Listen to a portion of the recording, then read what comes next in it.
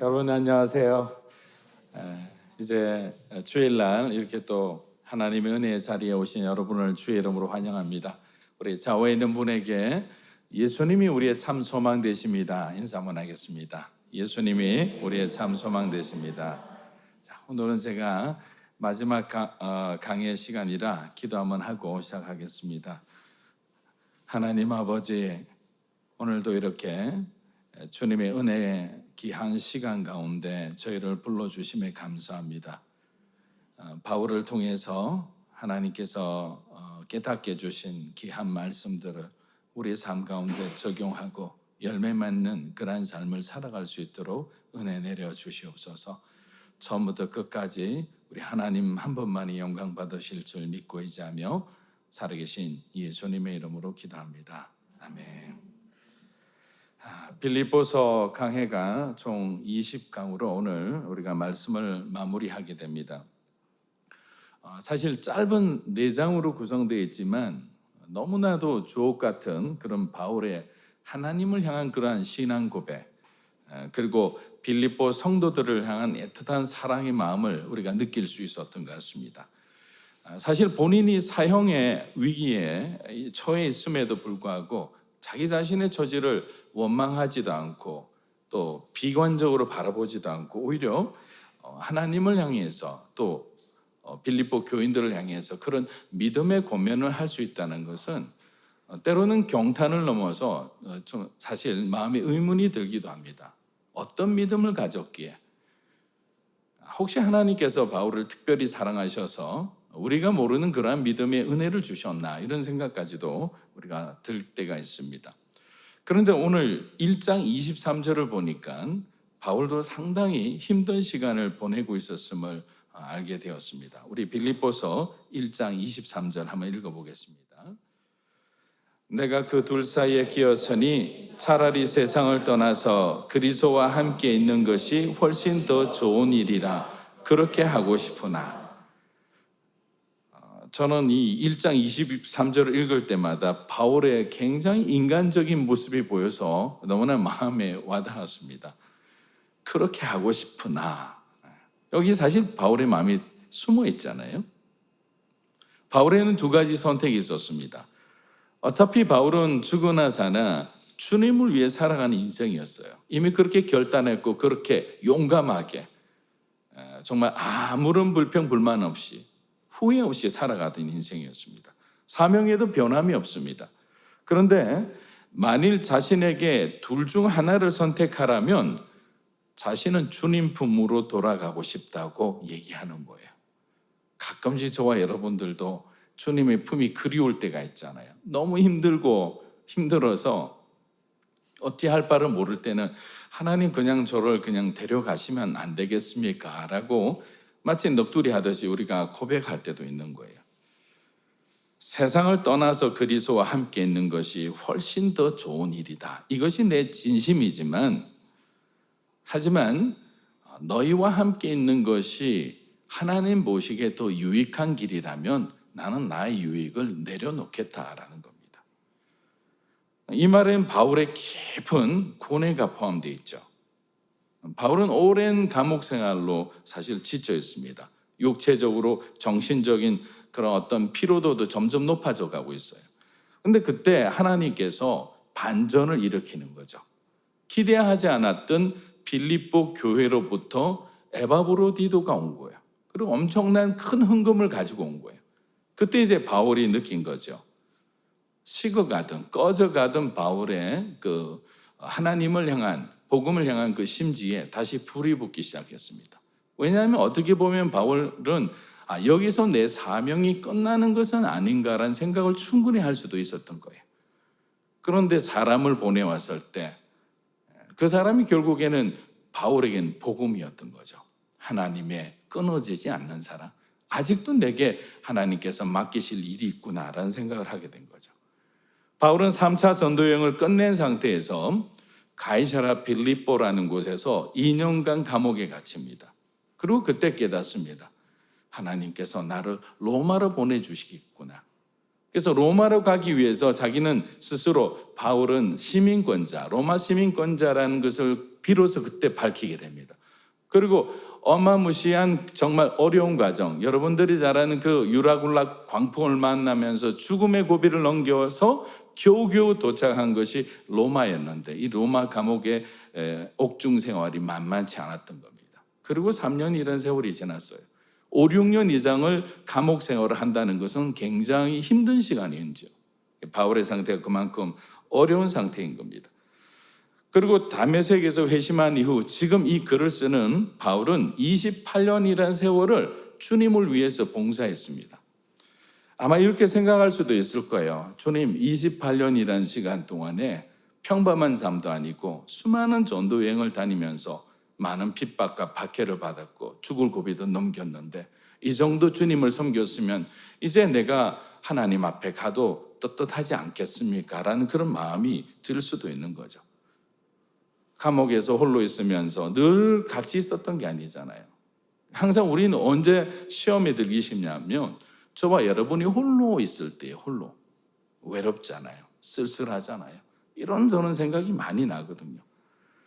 아마 이렇게 고백했을 것 같아요. 저는 주님, 저를 데려가면 안 되겠습니까? 사역이 힘들어서도 아닙니다. 인간관계가 힘들어서도 아닙니다. 재정이 부족해서도 아닙니다. 제 안에 제 자신이 감당하지 못하는 육체의 소욕이 주님이 지금까지 내게 베푸신 그 은혜를 내가 잘못하게 할까 봐 죄를 지을 수 있다는 말이에요. 바울 스스로 자기의 연약함을 인정하는 거죠. 혹시 지나온 그 일들로 인해서 하나님 내가 높아질까 두렵습니다. 수많은 교회들과 성도들에게 그리스도를 믿는 올바른 신앙생활에 대해서 앞장서서 내가 전했는데 축복의 통로, 은혜의 통로로 하나님께 쓰임받았는데 마지막에 나의 모습이 거룩하지 못하다면, 구별되지 못하다면, 하나님 앞에 영광이 되지 못하다면 저는 차라리 지금 이 세상에서 마지막 시간을 보내는 것이 더 낫다고 생각합니다라고 고백하는 거예요. 열심히 달려왔지만 마지막 모습이 거룩하지 못한 사람이 있어요. 세상 가운데 막 살다가 마지막에 회개해서 하나님 앞에 정말 구별된 모습으로 장렬하게 순교하는 그런 그리스도인들도 많았습니다. 저와 여러분은 어떤 삶을 선택하겠습니까? 바울은 지금 자기의 마지막 삶이 하나님 앞에 정말 영광스러운 그런 삶을 살기를 마지막까지 하나님 앞에 호소하고 있는 거예요. 사랑하는 여러분, 빌립보서 4장 전체 주제가 뭐라고 그랬죠? 한 단어이죠. 기쁨이라고 그랬습니다. 기쁨. 근데 기쁨의 서신이라고 부르는 이 빌립보서에 바울은 한 장 한 장마다 메시지를 담았습니다. 우리 이주연 자매님이 기도할 때 말씀해 주신 것처럼 첫 번째 장에 바울은 고난의 기쁨에 대해서 먼저 얘기를 하고 있습니다. 고난의 기쁨. 고난의 기쁨에 대해서 얘기하면서 그러면 그 고난 속에서 어떻게 우리가 기쁨을 누릴 수 있을까에 대해서 말씀을 해줍니다. 그럼 어떻게 살아야 되느냐? 예수님이 중심이 되는 삶을 살아라라는 거죠. 그가 중심이 되게 하라. 그분이 너희의 삶의 주인이 되면 너희가 어떤 고난과 역경을 겪더라도 그 고난과 역경을 바라보지 않고 하나님을 바라보게 된다는 거죠. 우리를 구원해 주시는 분, 우리를 회복시켜 주시는 분, 우리에게 지혜와 힘을 주시는 그분을 바라보면서 다시 일어날 수 있는 거예요. 용기를 가질 수 있는 거예요. 문제가 더 이상 문제가 되지 않는 거죠. 사람이 두렵지 않는 거예요. 왜? 주님이 내 삶의 주인 되시니까. 그 순간마다 하나님이 공급해 주시는 힘으로 우리는 그 고난을 넘어가는 거죠. 근데 만약에 그리스도가 중심이 되지 않고 내가 중심이 되거나 세상이 중심이 되면 우리는 환경과 상황에 따라 흔들리게 됩니다. 두려워하게 되는 거죠.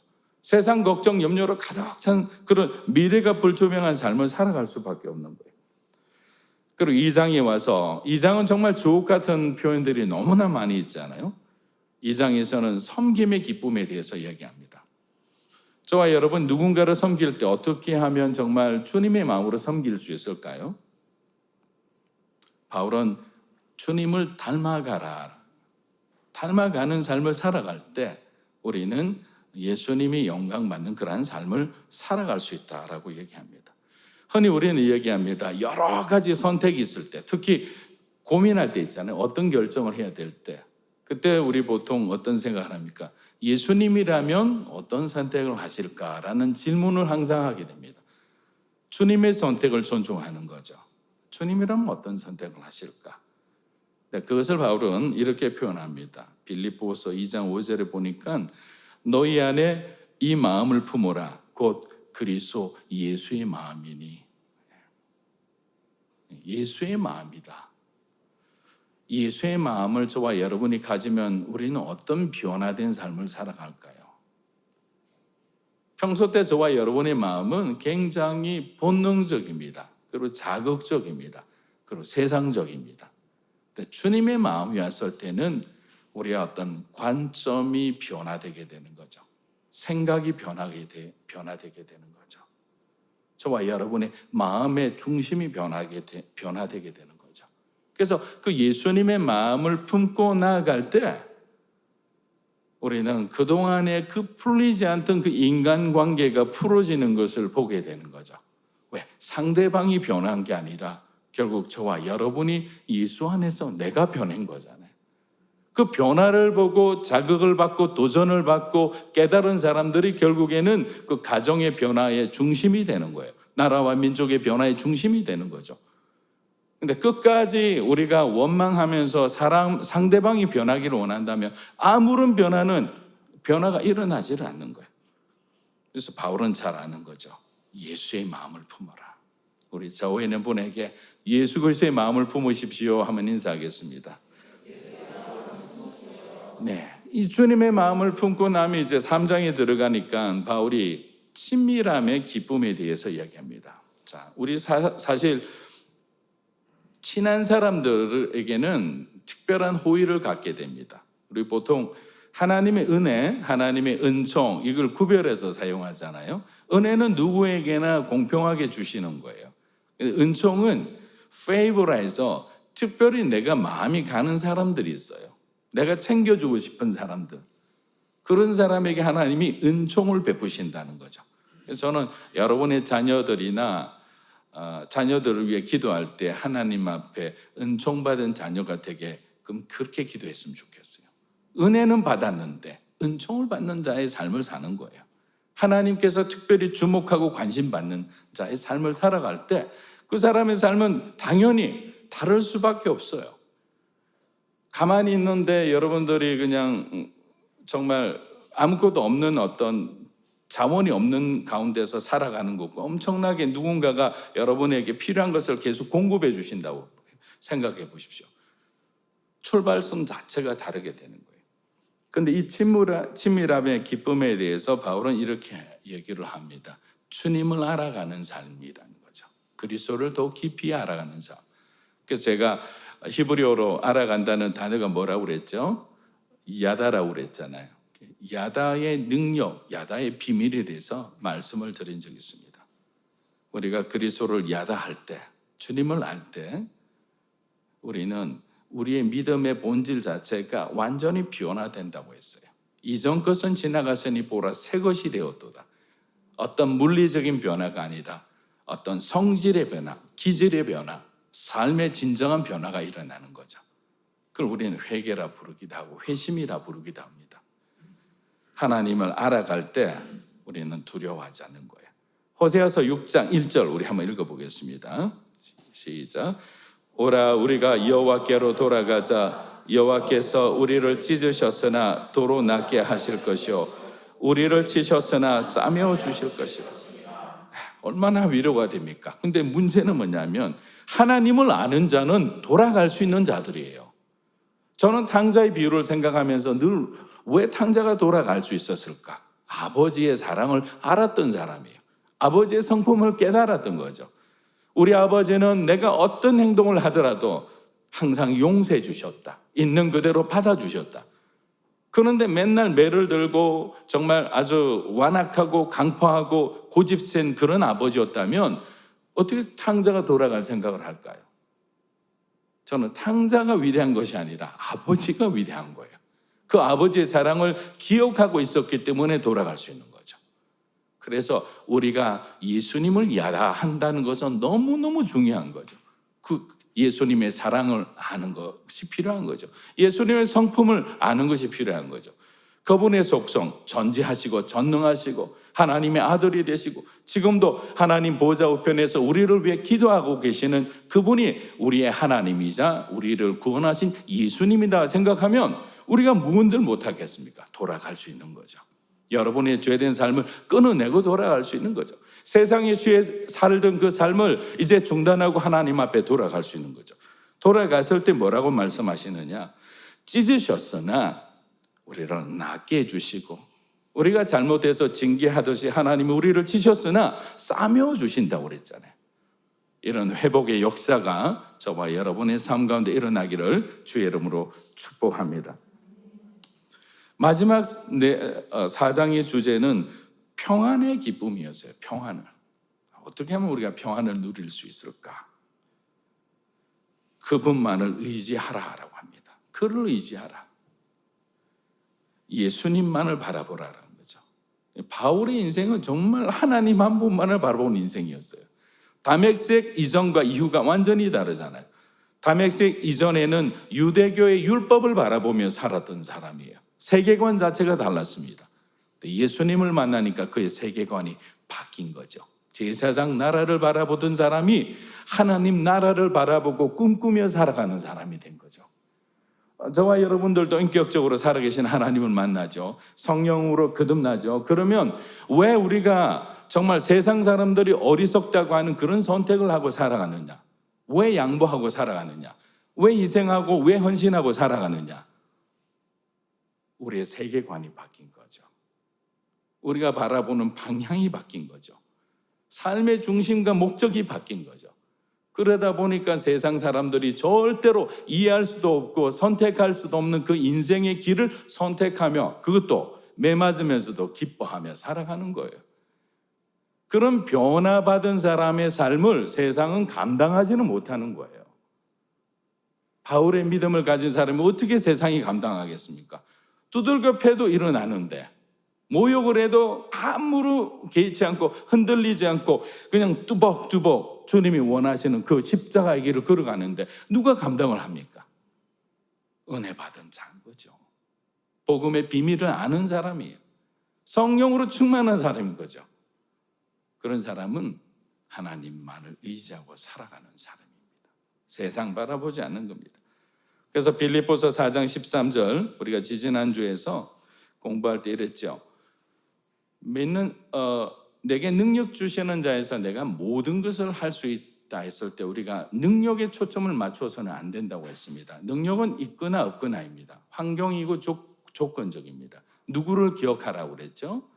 능력을 주시는 분을 바라봐야 되는 거예요. 우리들의 삶에 능력을 주시는 분이 누구십니까? 예수님이신 거예요. 예수님. 그 예수님을 바라볼 때 그리스도 안에 있는 우리를 향한 그 약속이 저와 여러분의 것이 된다는 것인 거예요. 그래서 바울이 말하는 기쁨은 우리의 언어가 아니라 하나님의 언어예요. 하나님의 언어. 그리고 기쁨은 세상이 만드는 것이 아니라 예수 그리스도 안에서 주어지는 거예요. 주님 안에 있는 기쁨을 찾고 주님 안에 있는 평안을 찾고 주님 안에 있는 그 안에 있는 샬롬을 우리가 얻어가야 되는 거예요. 그래서 성령 충만한 삶을 보통 증거를 이렇게 얘기를 합니다. 여러분의 삶에 평안이 있는지, 여러분의 삶에 기쁨이 넘치는지, 여러분의 삶에 진정한 하나님을 향한 감사가 넘치는지, 감사와 기쁨과 평안이 넘친다면 여러분은 성령 충만한 삶을 사는 거죠. 그런데 반대로 마음에 평안이 없어요. 조그만 자극에도 불안하기 시작해요. 여러분이 미래가 불투명하다 해서 이렇게 불안하거나 이런 조건과 환경에 반응하는 것은 아니거든요. 하나님이 주시는 평안은 이미 조건과 환경을 초월하잖아요. 왜냐하면 하나님이 주신 평안 자체는 우리의 상황을 통제하고 있는 거예요. 지배하고 있는 상태죠. 그러니까 평안한 거예요. 주님을 믿기 때문에 어떤 상황에 내가 처한더라도 그 상황 자체가 저와 여러분의 인생을 흔들어대지 못하는 거죠. 그래서 하나님 앞에 이런 질문을 하는 사람이 있습니다. 하나님, 믿음의 사람들을 구별해서 복을 주신다고 했는데 왜 악인들은 저렇게 형통하는데 우리 믿는 자의 삶은 이렇게 고난의 구덩이에 항상 밀어넣고 어렵고 힘든 시간을 꼭 겪게 하십니까? 저만 그런 질문을 하나요? 아니잖아요. 우리 안에 너무 이런 질문이 많아요. 왜냐하면 우리가 살고 있는 세상이 바벨론과 같은 환경이라면 아니 믿음의 사람들이 더욱더 빛을 발휘하려면 우리가 잘 돼야 되지 않습니까? 많은 사람들이 우리를 주목하는데 믿는 자의 삶은 자꾸만 어려워지고 믿지 않는 자의 삶은 정말 자꾸만 흥해진다면 누가 믿는 자의 삶을 선택하며 살려고 하겠습니까? 라는 거죠. 근데 이에 대해서 미국의 노스코스트 교회의 담임 목사님이신 그 레리 오스본이란 목사님이 지은 책에서 하박국 선지자의 질문을 통해서 우리에게 답변을 해주고 있어요. 여러분 잘 알다시피 하박국 선지자는 당시에 이스라엘 민족의 죄악을 너무나 잘 알고 있었어요. 반복되는 하나님의 경고에도 불구하고 이스라엘이 돌이키지 않자 점점 하나님의 심판이 다가오고 있음을 직감합니다. 자, 여기까지는 괜찮아요. 그런데 하나님이 갑자기 뭐라고 말씀하시냐면 내가 바벨론을 들어 예루살렘을 정복하겠다라고 하는 거예요. 자, 여기서 여러분과 저는 무엇이 걸릴까요? 자, 하박국은 왜 악인을 통해서 하나님의 선민을 이렇게 망하게 하시느냐, 이 하나님의 선택에 대해서 물음표가 생긴 거죠. 그러면 그 사람들이 하나님을 조롱하지 않겠냐고. 말도 안 되는 이런 상황을 하나님 왜 만들어 가시냐고. 자, 우리도 마찬가지입니다. 저와 여러분이 인생을 이끌어 가실 때 하나님이 이끄시는 방법들에 대해서 우리가 100% 동의하고 가나요? 그렇지 않습니다. 이해 안 되는 거 많습니다. 하박국 1장 13절 우리 한번 읽어보겠습니다. 시작. 주께서는 눈이 정결하심으로 악을 참아 보지 못하시며 패역을 참아 보지 못하시거늘 어찌하여 거짓된 자들을 방관하시며 악인이 자기보다 의로운 사람을 삼키는데도 잠잠하시나이까. 하박국은 하나님이 이스라엘의 백성의 이 죄를 심판하시겠다고 해서 충격을 받은 것이 아니라 이스라엘의 죄는 당연히 심판을 받아 마땅하다고 생각을 했어요. 그런데 이해하기 힘들었던 것은 앞서 말씀드린 것처럼 하나님의 방법이었어요. 하나님의 방법. 조금만 가면 금방 도착하는 길을 40년 동안 이렇게 빙글빙글 돌게 하는 것도 이스라엘 백성들이 이해 안 되는 하나님의 방법입니다. 여러분들의 삶 가운데서도 계속적인 그 어려움에 반복되는 그러한 상황들도 또 하나님께서 쓰시는 방법 중에 하나예요. 그냥 살짝 치시면 되는데 어마어마한 몽둥이로 여러분 한번 때린다고 생각해 보세요. 휘청거릴 정도로. 우리의 삶이 흔들릴 정도로. 다른 사람은 1년에 한두 번 겪을까 말까 하는 그런 어려움을 여러분 매달 여러분의 삶 가운데 그런 어려움이 닥쳐온다고 생각해 보세요.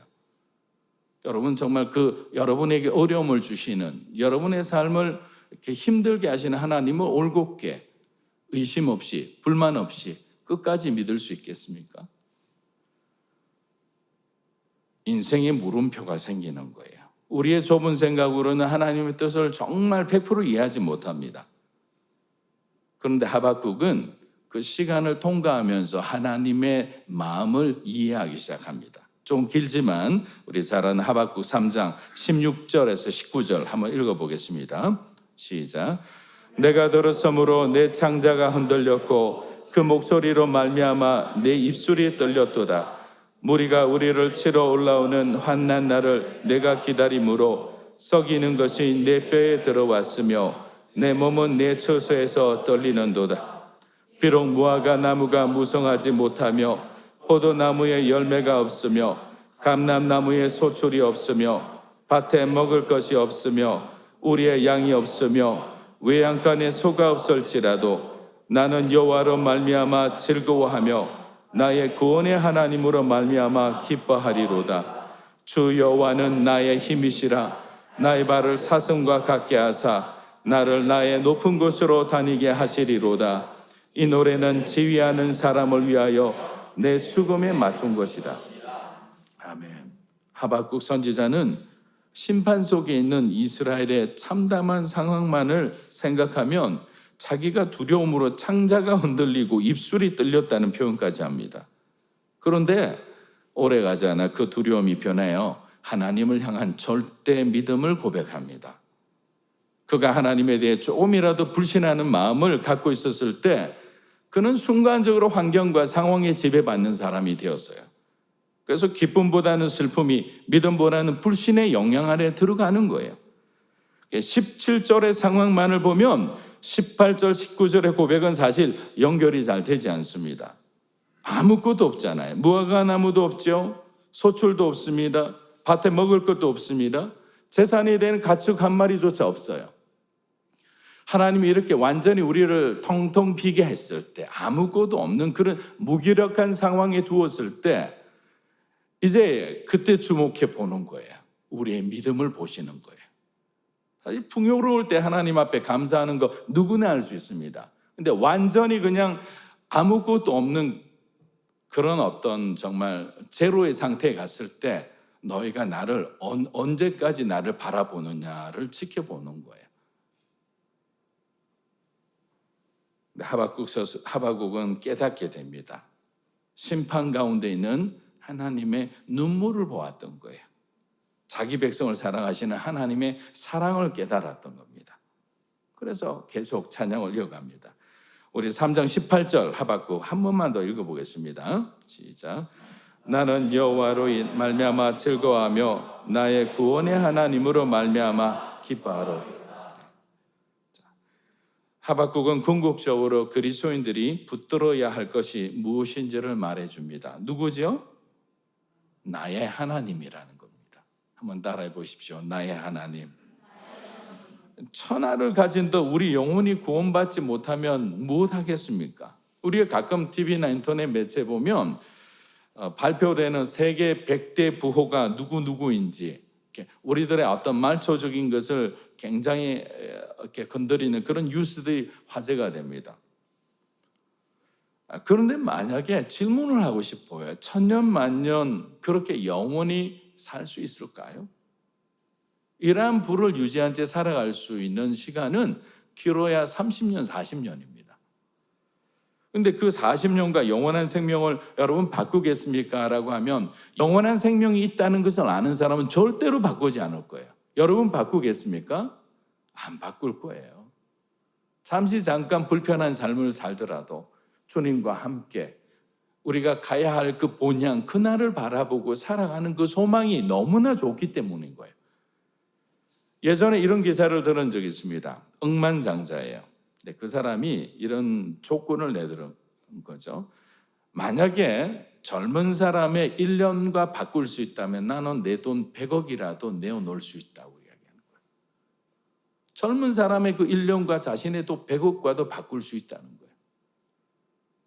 그만큼 생명에 대한 집착이 강한 거죠. 왜냐하면 유한하다는 것을 아는 거죠. 인간이 언제 겸손해지느냐면 우리가 유한한 존재라는 것, 영원한 것을 바라보기 시작하면 겸손해집니다. 영원하신 주님을 만난 사람은 겸손해질 수밖에 없어요. 자기 인생을 그분을 위해서 다시 헌신하고 바칠 수밖에 없는 거죠. 근데 왜 교만하게 살아가느냐? 마치 우리가 영원히 죽지 않을 것처럼 착각하고 살아가기 때문입니다. 장례식장 가보면 그게 너무 명확하게 느껴집니다. 믿음의 사람들의 장례와 믿지 않는 사람의 장례는 틀립니다. 믿음의 사람들의 장례는요, 슬픔 가운데도 소망이 넘쳐요. 내가 다시 우리 아버지를 만날 수 있구나, 어머니를 만날 수 있구나. 이 소망이 지금의 슬픔보다 더 크기 때문에 장례식장 안의 분위기가 그렇게 밝을 수가 없어요. 근데 믿지 않는 자의 어떤 장례식장에 가보면 너무나 슬픈 거죠. 왜냐하면 이것으로 끝이라는 것을 스스로 알기 때문이에요. 근데 저와 여러분은 어떤 삶을 살아갑니까? 영원한 나라를 바라보고 살아가는 거예요. 그러니까 지금 내게 가진 것이 중요한 게 아니라 저와 여러분이 앞으로 가져야 할 것이 더 소중한 거예요. 그게 뭐냐? 이미 우리에게 주신 영원한 생명이잖아요. 누구 안에 있습니까? 예수 그리스도 안에 있는 거예요. 그 생명을 가지는 저와 여러분이 되기를 축원합니다. 마지막으로 말씀을 마무리하겠습니다. 바울은 데살로니가 전서 5장 16절부터 18절까지 이런 말씀을 했습니다. 여러분이 잘 아는 구절인데요. 항상 기뻐하라, 쉬지 말고 기도하라, 범사에 감사하라. 이것이 그리스도 예수 안에서 너희를 향하신 하나님의 뜻이다. 항상 뭐라고요? 기뻐하라, 쉬지 말고 기도하라, 범사에 감사하라. 이것이 그리스도 예수 안에서 너희를 향하신 하나님의 뜻이다. 자, 이 고백은 세상 가운데서 우리가 길을 찾지 않겠다는 거예요. 어떻게 항상 기뻐합니까? 세상은 그렇게 할 수 없어요. 쉬지 말고 기도하라, 못합니다. 범사에 어떻게 감사합니까? 범사에 감사할 수 있는 손 한번 들어보세요. 아니거든요. 세상의 어떤 조건을 뛰어넘는 삶을 살아가겠다는 바울의 고백인 거예요. 저는 사실 연애 프로 이런 거 거의 보지 않고 드라마도 잘 안 봅니다. 근데 제가 늘 우리 아이들이 TV를 보고 있으면 싫어해요. 왜냐하면 저는 맨날 다큐멘터리만 보거든요. 그러니까 아빠는 제발 이런 거 그만 보라고. 그러면 컴퓨터 가서 혼자 보라고. 근데 저는 다큐멘터리가 너무 좋은 거죠. 인간의 삶이 드러나 있고 자연에 있는 하나님의 창조의 역사가 있으니까. 벌써 절반의 젊은 분들은 좀 이상한 표정으로 저를 보기 시작하는데 그러나 재밌는 걸 어떻게 합니까? 그런데 그때 바다에 관련된 다큐멘터리를 보면 너무 신기한 게 선장님이나 그 어부나 똑같은 말을 하는데 저는 그때마다 감동을 받았어요. 뭐라고 얘기하느냐면요. 어떤 날은 그물에 고기가 가득 잡혀올 때가 있어요. 또 어떤 날은 텅 빈 채 기름값도 건지지 못하고 올 때가 있어요. 그때 이제 인터뷰를 하는 거죠. 오늘 기분이 어떻습니까? 만선이 아닌데 마음이 힘들지 않습니까? 바다에서는 욕심을 내면 안 됩니다. 바다가 내어주는 만큼 받아오는 거예요. 바다가 많이 주면 많이 버는 것이고 바다가 적게 주면 적게 주는 대로 만족해야 됩니다. 적게 잡았다고 바다에서 욕심을 부리다 보면 항상 사고가 납니다. 그래서 사람이 죽는 겁니다. 바다에 나가서 한참 고기를 잘 잡고 있는데 먼 바다에서 태풍이 몰려온다는 소식이 들립니다. 얼마나 아쉽습니까? 그래도 아무런 미련 없이 그물을 걷어야 모두가 삽니다. 한 마리 더 잡고 가려다가 그물 걷는 시간 놓치면 순식간에 닥쳐온 파도를 만나서 모두 죽게 됩니다. 저는 이게 저와 여러분과 하나님과의 관계에 동일하게 적용될 수 있다고 생각하는 거죠. 하나님께서 우리에게 허락해 주시는 만큼 우리는 감사하며 살아가는 거죠. 그런데 우리가 더 벌려고 더 욕심을 부리려고 하나님의 뜻을 역행하다가는 항상 거기서 사고가 나는 거죠. 불순종을 통해서 우리가 죄를 짓고 하나님이 은혜 밖으로 가는 거죠. 주시는 것도 못 받게 되는 거예요. 우리는 지난 시간 동안에 사도 바울을 통해서 이 지적하고 자족하는 그 믿음의 고백을 들으면서 다시 한번 우리의 삶을 돌아볼 수 있었습니다. 따뜻한 목회자였고 하나님을 향한 충성된 종이었습니다. 저희들도 하나님께서 하루하루 허락하신 그 하나님 주시는 그 축복에 대해서 항상 감사하고 주님 앞에 영광 돌리는 그런 믿음의 삶을 살아가게 되기를 주의 이름으로 축원합니다. 우리 기도하며 나아가겠습니다. 빌립보서 1장 20절에 보면 바울의 위대한 고백이 나옵니다.